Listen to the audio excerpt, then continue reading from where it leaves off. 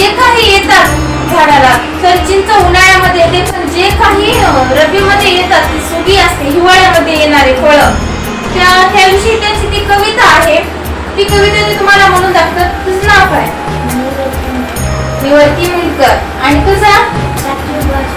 सात्विक पासूळ. आणि ही कविता तुम्ही शिकवल्याच्या नंतर पाठ केली कविता, पाठ झाली तुम्हाला. कोणी शिकवली ही कविता? आणि गणेश सरांनी ही कविता तुम्हाला छान प्रकारे म्हणून पण घेतली. तर तुम्ही ही कविता म्हणा.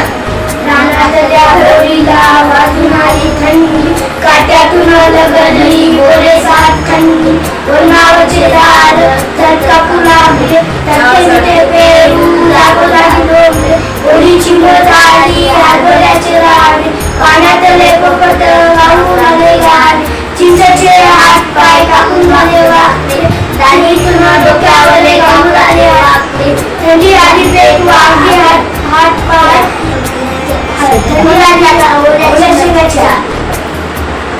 खूप छान. आमच्या हा विद्यार्थी बोबडी बोबडी ही ज्यांच्या तोंडातून कविता आलेली आहे, त्यांची ही चिमुकल्याची आमच्या कविता तुम्हाला कशी वाटली ते नक्की सांगा. आम्हाला पण खूप छान वाटेल. धन्यवाद.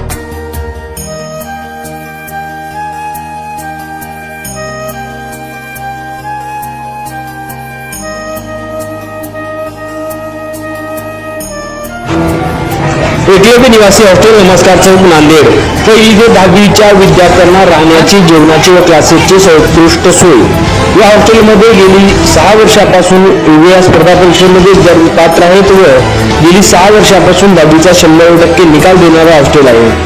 या आपल्या पाल्यांचं उज्ज्वल भविष्य घडवण्यासाठी या हॉस्टेलमध्ये आजच आपला प्रवेश निश्चित करा. संपर्क 77 98 94 05 04 99 75 72 36 41.